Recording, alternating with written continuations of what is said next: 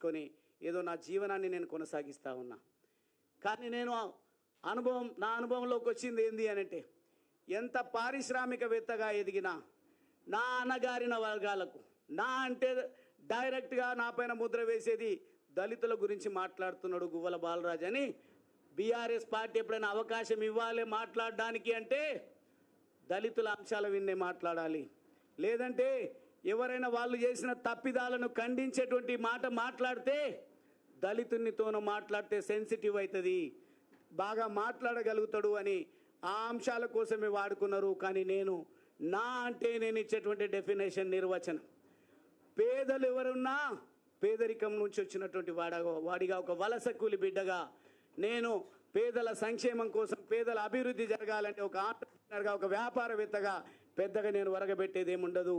కానీ political power is master key అని నమ్మి నేను ఆలోచిస్తున్నట్టు తరుణంలో టీఆర్ఎస్ పార్టీ ఉన్నది, అదేవిధంగా తెలుగుదేశం పార్టీ ఉన్నది, కాంగ్రెస్ పార్టీ ఉన్నది.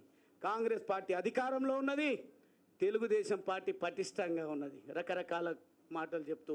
కానీ నాకు కనిపించింది టీఆర్ఎస్ పార్టీ సిద్ధాంతకర్త మహనీయులు ప్రొఫెసర్ జయశంకర్ గారి ఆశయ సాధన, ఈ అంశాలన్నింటినీ కూడా పరిగణలోకి తీసుకున్నప్పుడు వారే టీఆర్ఎస్కి సిద్ధాంతకర్త కాబట్టి, ఆయన ఒక త్యాగధనుడు కాబట్టి ఆ పార్టీలో మనం చేరిపోదామని సొంతంగా నిర్ణయం తీసుకున్న తప్ప కొంతమంది మాట్లాడుతున్నారు గువ్వల బాలరాజ్కు అవకాశం ఇచ్చినామని. గువ్వల బాలరాజ్ అవకాశాలు వెతుక్కొని ప్రజాసేవ కోసం వచ్చిండు. గువ్వల బాలరాజ్ ఎదగడానికి కాదు అనేది ఈరోజు మీ ముందు కూడా స్పష్టం చేస్తూ ఉన్నా. ఈరోజు కూడా భారతీయ జనతా పార్టీలో వీరు చేస్తున్నటువంటి ప్రయత్నాలే తప్ప కరుడుగట్టిన బీఆర్ఎస్ కార్యకర్త మేము ఎట్లా అడుగుతామో అని సంకోచంలో అప్పుడప్పుడు ఎక్కడన్నా అన్న వాళ్ళు కలిసినా చేరండి అని కొంత నవ్వుతూ మాట్లాడిండు తప్ప సీరియస్గా ప్రయత్నం చేయలేదు. మా లోపల మాత్రం వ్యతిరేకత ఉడుకుతూ ఉంది. అక్కడ ప్రత్యక్షంగా ఉండి చూస్తూ ఉన్నాం బీఆర్ఎస్ పార్టీలో. కానీ చివరికి నేనే అన్ని పార్టీలను స్టడీ చేసినాక నిర్ణయం తీసుకుందామని ఒకానొక సందర్భంలో రామచంద్రరావు అన్న నేను న్యాయవాదిగా కూడా ఒక 2-3 సంవత్సరాలు వృత్తిలో కొనసాగిన. ఆ సందర్భంలో పరిచయం, జేఏసీలో పరిచయం, అదేవిధంగా పార్టీ ప్రతినిధులుగా టీవీ డిబేట్లలో పరిచయం అన్న, ఒక అడ్వకేట్ ప్రొఫెషన్లో ఉంటూ కూడా ప్రత్యక్ష రాజకీయాల్లో ఉన్నారనే ఒక ఇన్స్పిరేషన్తోన వారు ఎక్కడ కనిపించినా వారితో నేను సలహాలు తీసుకోవడము, చర్చించుకోవడం అనేది జరుగుతూ ఉండే. కానీ వారు ప్రయత్నాలు మొదలు పెడుతున్నారు. ఎక్కడికక్కడ ఎవరు పడితే వాళ్ళని తీసుకోవాల్సిన అవసరం లేదు. పటిష్టమైనటువంటి క్షేత్రస్థాయి లీడర్షిప్ బీజేపీ పార్టీలో ఉంది.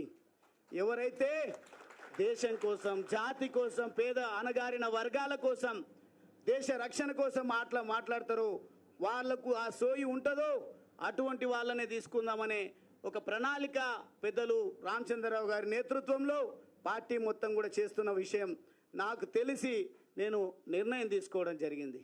నిర్ణయం తీసుకున్న తర్వాత దయచేసి ఇప్పటికి కూడా నన్ను ఈ స్థాయికి తీసుకొచ్చిన, నాకు రాజకీయంగా జన్మనిచ్చినటువంటి నా అచ్చంపేట సోదర సోదరిమణులకు, యువకులకు, మేధావులకు, జర్నలిస్టులకు, అదేవిధంగా మహిళలకు, కుల సంఘాలకు, ప్రజా సంఘాలకు, ప్రతి ఒక్కరి కూడా నేను చేతులు జోడించి నేను మీకు చెప్పకుండా రాజీనామా చేసినందుకు మన్నించాలని నేను కోరుతా ఉన్నా.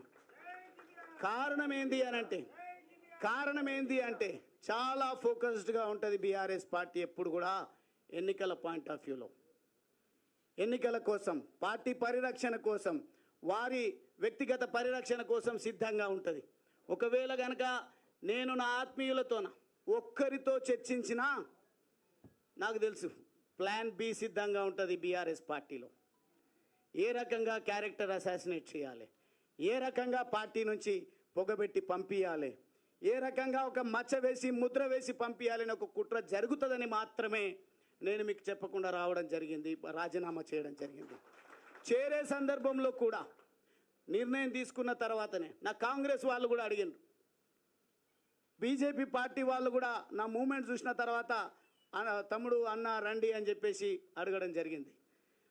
అప్పుడే నేను నిర్ణయం నా అంతటా నేను వ్యక్తిగతంగా తీసుకున్నటువంటి భావన నా నియోజకవర్గ ప్రజల్లో, నా ఉమ్మడి మహబూబ్ నగర్ జిల్లా ప్రజల్లో, అదేవిధంగా రాష్ట్ర వ్యాపితంగా నేను ఈ స్థాయికి రావడానికి ఒక్కొక్క దశలో ఒక్కొక్కరు సహకరించినటువంటి వాళ్ళు, సూచించినటువంటి వాళ్ళు, నడిపించినటువంటి వాళ్ళు అఫెండ్ అయ్యినరు, బాధపడుతున్నారు.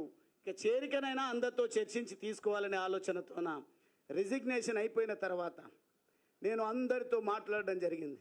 నాకు 2 పార్టీలలో కూడా అవకాశం ఉంది, కానీ నేను ఒక కన్ఫ్యూజన్ స్టేట్లో ఉన్నా.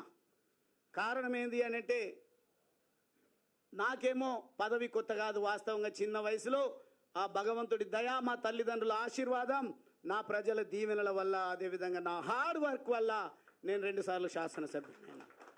మళ్ళీ శాసనసభ్యుడు కావాలనో, పార్లమెంట్ సభ్యుడు కావాలనో, నామినేటెడ్ పదవులు కావాలనో అనేది నాకు కాంక్ష లేదు.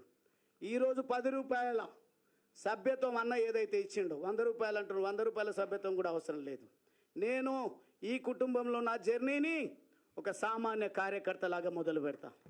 మీరు ఇచ్చేటువంటి ఆలోచన, సలహాలు, సూచనలు తీసుకొని మీరు ఏదైతే దేశ రక్షణ కోసం, తెలంగాణ రాష్ట్రాన్ని కాపాడడం కోసం, అవినీతి రహితమైనటువంటి పాలనను ప్రజలకు అందించాలనే ఒక ఆలోచనతోన మీరు ఏదైతే ప్రయత్నం చేస్తూ ఉన్నారో, ఆ ప్రయత్నాన్ని ముందుకు తీసుకుపోయే విధంగా ఒక నిఖార్సైనటువంటి కార్యకర్తగా మీకు అందరికీ కూడా తెలుసు.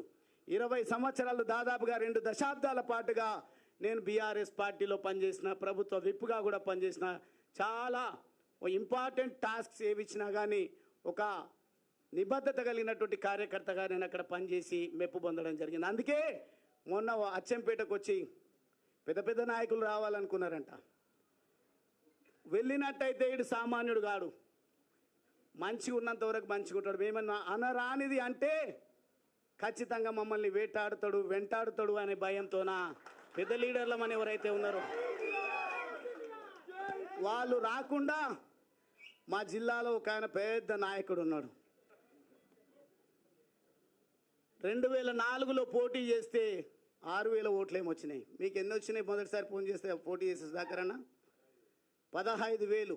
ఆయన ఒక రకంగా చెప్తే బ్యూరోక్రాట్ పదవిలో ఉన్నారు, చైర్మన్గా ఒక డిపార్ట్మెంట్లో పనిచేసారు. ఈ జాతీయవాదం నచ్చి అక్కడ కోన్ పూస్తా కొల్లాపూర్ అన్నప్పుడు, కొల్లాపూర్ దేశ రక్షణ కావాలని కోరుకుంటుంది కాబట్టి నేను అక్కడ వెళ్ళి పోటీ చేస్తా అంటే